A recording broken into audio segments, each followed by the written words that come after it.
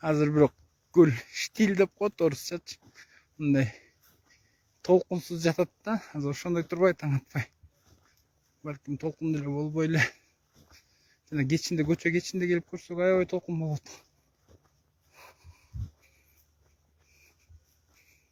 Майда болот болуш керек. Ошон үчүн ысык көлдү тез аранын ичинде тамчылатма сугармага өткөрүш керек дегерегим бүт. Билбейм могу төрдүн дагы келечегинде кандай зыян берет бул жерге.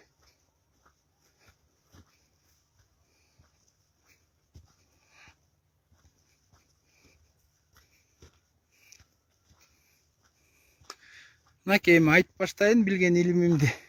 Кийине көрдүңөрбү? Көлдүн могу аябай эле солуп кетиптир.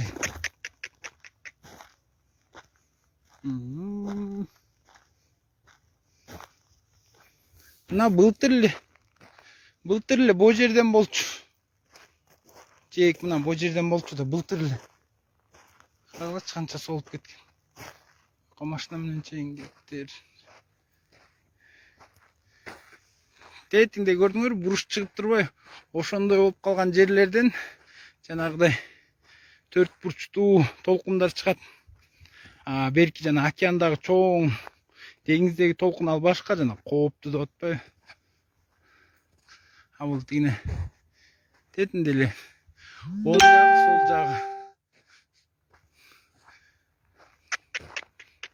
Аябай эле солуп кетиптир көл. Ана бул жер жөн эле 15 метрге чейин тартылып кеткен.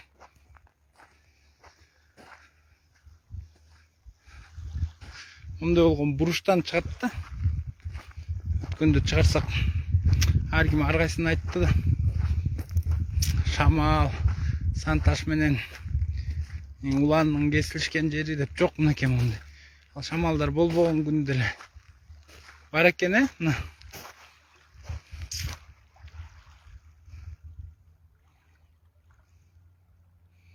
Ромбик толкун. 6-дан 4 мүнөт өттү балыкчы шаары. Мынакей көлдү карап турганда сол жакта Кызыл Таш, оң жакта эски пляж деп коебуз.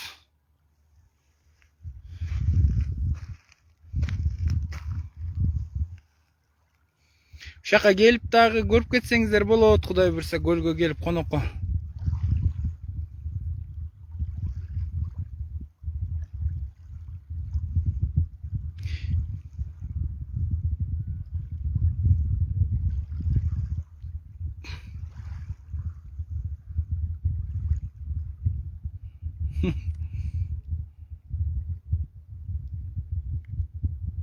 Төрт бурчтуу толкундар көрдүңөрбү? 3 бурчтуу.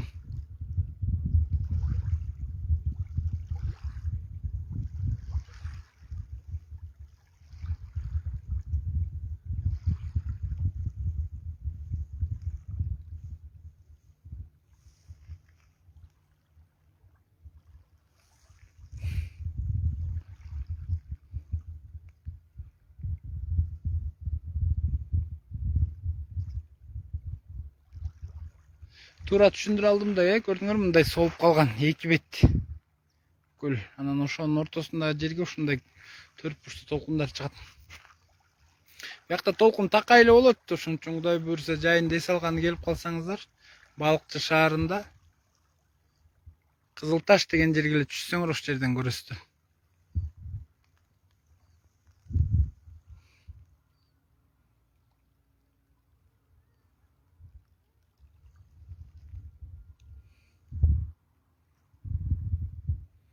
Асма.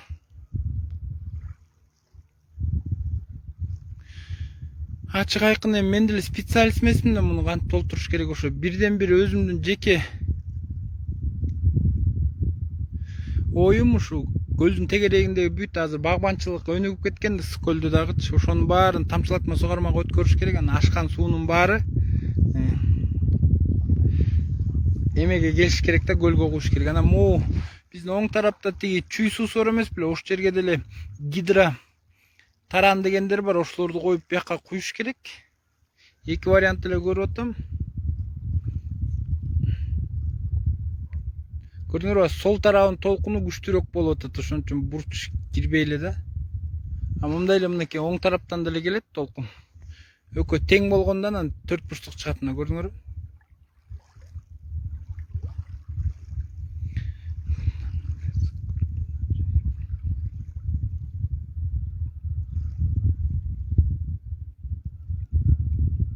Ооба, Замир, аябай эле солуптур, тартылып.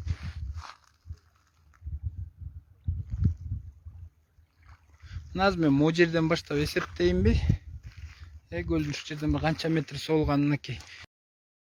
1, 2, 3, 4, 5, 6, 7, 8, 9, 10, 11, 12, 13, 10, 15, 16, 17, 8, 19, 20, 21, 22, 23, 24, 5, 26, 27, 28, 29, 30, 31, 32, 33, 34, 35, 36, 37, 38, 39. 39 метрге чейин тартылып кеткен мына бир эле жер балыкчынын.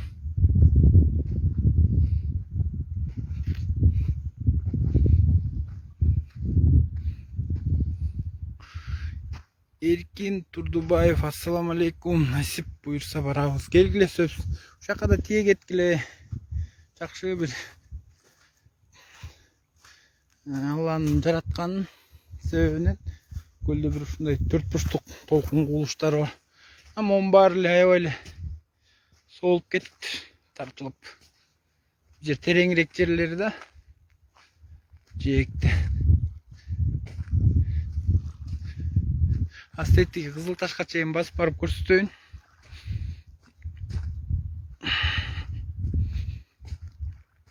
Мисалы үчүн бул балыктын тегерегинен Чолпонтага чейин бир дагы чоң дарыянын көлгө куятканын көргөн эмесмин. Анан ысык көлгө келгиле. Ысык көлдүн астма, тамак оору, баш оору, сотрясенияга аябай жардам берет. Эртең менен таң атпай, күн чыгышынын алдында багымдат намазды окугандан кийин. Аңырлар.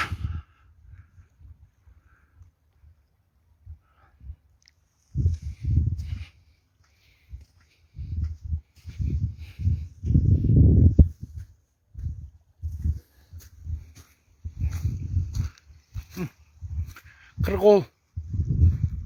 Көжө өрдөк элеккен, өрдөк экен. Бул биздин балыкчынын дренажы. Ошо балыкчынын жээкте ушундай ачып койгон саздан агат. Бала кезде ушул жерден кичинекей жанагыдай балыктарды кармап ойночу элек.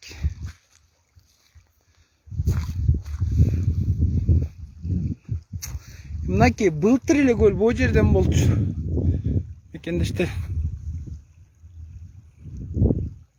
Ысык көл аябай эле тартылып кетти. Мынакей анан биздин ысык көлдүн кебетеси момундай. Акыр чикирлер көп. Жылда эле тазалайбыз. Анан ушу акыр чикири боюнча полиэтиленовый пакетти тыюу салыш керек. Менин жеке көз караштарымчы. Мондай пластмасс табак, кашык.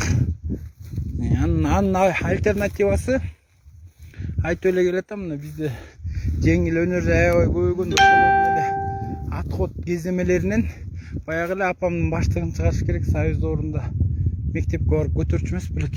Мектепте өдүм, тиги дүкөнгө жибергенге көп колдонгон баштык. Мояктын баары соолуп кетти.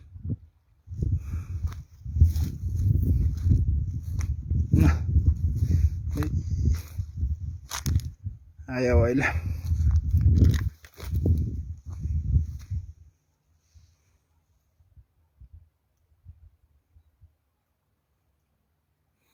Жок эми ким жылда ар кандай кээде ушинтип тартылат, анан кайра көбөйүп калат. Анан момусунда бирок мен ушу акыл эс тартып жүргөндөн бери мынча тартылганын көрө эле келем да. Бирок тарыхтан эме сабак алсак, бул жерде жылына эле тартылып бартат, көл көбөйбөй эле. Наоборот, солуп, чумурун. Тиги эски адамдар менен жүргөндө Көл жакка келатканда белгилерин көрсөтүп калышчу эле да. Мына ушакка чейин эле көл депчи. Мынакей ысык көл. Силер сүйгөн ысык көлдүн акыбалы ушундай мынакей. Мен жанагы ишембиликке аябай каршымын. Могу Союз доорунан бери орустардын кашасын жеп алып, эмнеге мамлекет, өзүңөр ушу суроого жооп берип жазсаңар атпайт. Эмнеге мамлекет иштеген, арзубаган айлыкка иштеген карапайым катардагы мамлекетте иштеген кызматкерлер чыгып, биз тыштаган нерсени алар тазалаш керек. Жалпы таза болушубуз керек да, жалпы биз таштандырбашыбыз керек. Тигине да өрдөктөр ушту. Жуп-жуу менен жүрөт экен. Ошон үчүн Кудай буйрса көл жекти дагы тазалайбыз. Иншалла ошого да келип кошулгула жыл сайын. Таш чекиндиктин долбоору жана балыкчак жол ынтымагы тазалайт, мунусунда да тазалайбыз Кудай буйрса.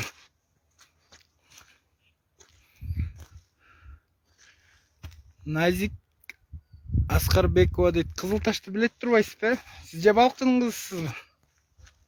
О, Кызыл Ташты көздөй келатам. Бала кезде. Жана 4 бурчтуу толкун ушу жакта.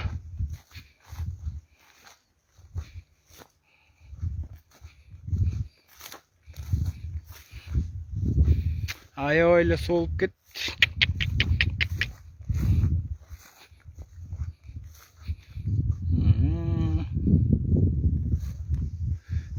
Тетинде өрдөктөр жүрүп көрүнөт бекен. Жуп-жуу менен жүрөт экен.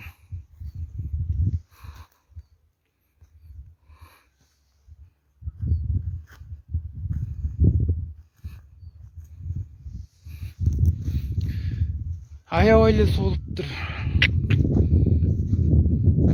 Уже мындай катуу эле коңгуроо кагыш керек го дейм.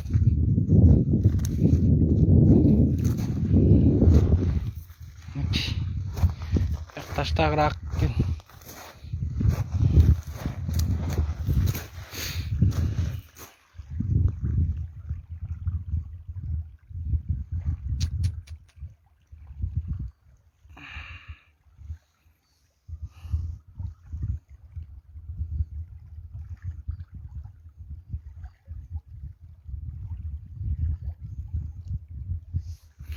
Назик эмеден болуш керек бул?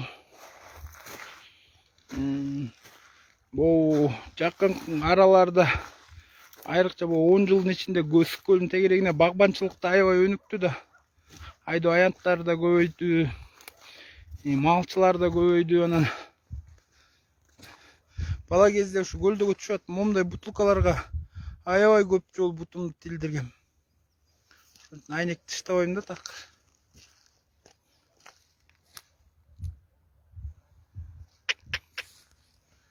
Бүтөлө көлдүн жээги таштанды. Ичи кандай таштанды экенин билесиңерби? Жанагы суучулдар, водолаздар менен тазалатканбыз да. Анан ошолор айтып атпайбы? Ак Золтой дейт. Бул көлдүн сырты эчтеке эмес, ичи бүт свалка деп атпайбы?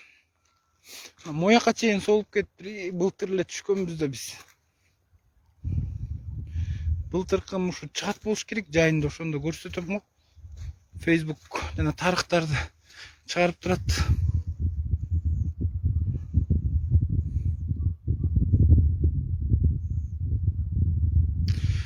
Болот эми айтып атпайбы, ошо дарыялардын баары жана эгин аянттарга бак сугарганга алып кетет да, айылдатчы. Ошон үчүн эң биринчи тамчылатма сугарманы коюш керек көлгө. Жолу бар да, сөзсүз жолу бар. Момча солуп кетти. Мына былтыр эле бооларды түшчү элек.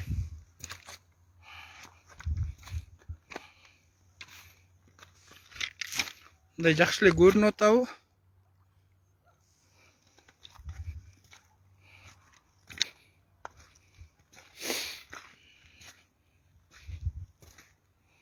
Тинастети бул темир забордон көрсөтөм ошо же неме болчу да тозулуп.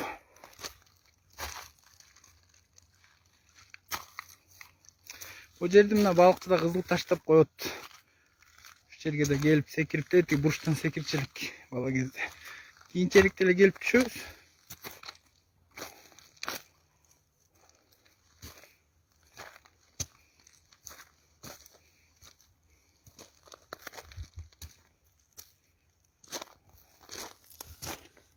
Анан көбү сурайт, мен эмне көптөн бери чыкпай калдыңыз деп.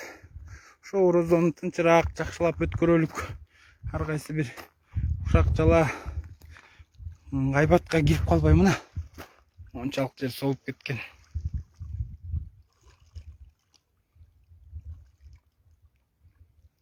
Аябай эле тартылып кетти. Быйыл өзгөчө да. Bu жерден суу бояка чейин чаап турчу да көл.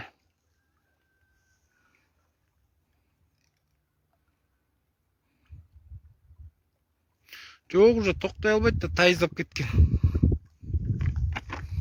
Баржалардан да секирчү элек бул кезде. Күзөтчүлөрдүн айтканын укпай, охранниктердин.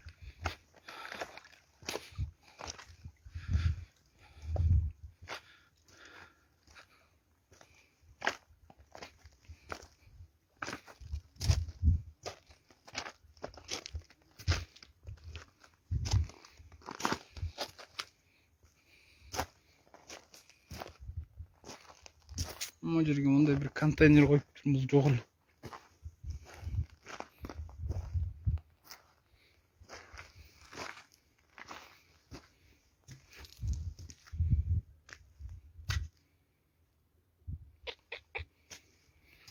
O жерде бир бетон бар эле, ошондон секирчү элек.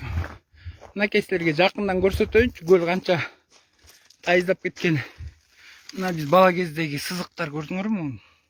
Линия болуп турбайбы? Тетиги темирдин учу эле көрүнчү биз түшкөндө. Азыр канча азайып кеткен.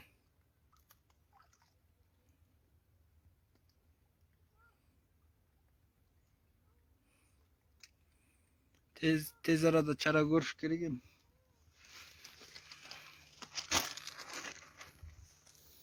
İki bir sırasıyla göldür tarttı.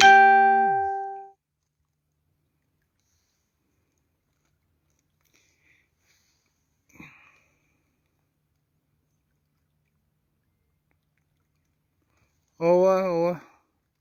Nazik bilet durbaysın. Biz uç yerden sekir oynatıyoruz.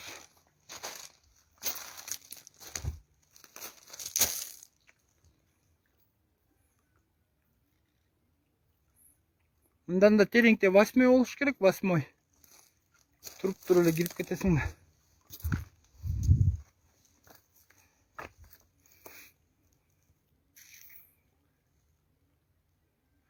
Eğlendi, жақсы.